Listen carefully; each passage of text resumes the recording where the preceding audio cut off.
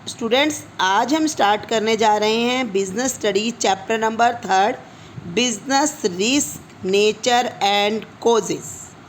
First thing, meaning of business risk. बेटा, हमने आपको फर्स्ट चैप्टर में पहले भी डिस्कस किया है कि बिजनेस में डिफरेंट टाइप के रिस्क होते हैं। कैसे? क्योंकि बिजनेस में जो हमारे को लॉस होने के चांसेस होते हैं उसे हम क्या कहते हैं? रिस्क कहते हैं। Business risk refers to the possibility of inadequate profit or even losses in the business because of uncertainty। Uncertainty की वजह से, अनिश्चितता की वजह से बिजनेस में जो लॉस होने के चांसेस होते हैं उसे क्या कहा जाता है? बिजनेस रिस्क कहा जाता है। जैसे बेटा अब आप देख लीजिए, फ़िलहाल कोरोना की वजह से लॉकडाउन चल रहा है।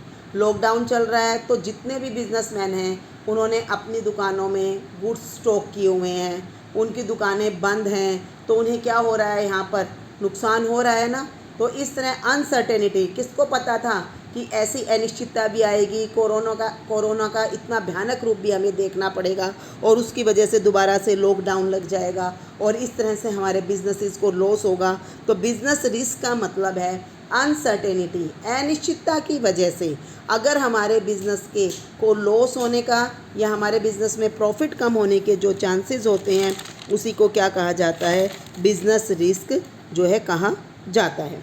अब देखिए बेटा, डेफिनेशन देखिए, risk is the chance of loss, it is the possibility of some unfavourable occurrence. मतलब अगर हमें ये लगता है कि कुछ चीज़ें ऐसी घटित हो सकती हैं जो हम नहीं चाहते हैं कि वो घटित हों, जो हमारे फेवर में नहीं हैं, तो उनसे होने वाले नुकसान को क्या कहा जाता है? बिजनेस रिस्क कहा जाता है।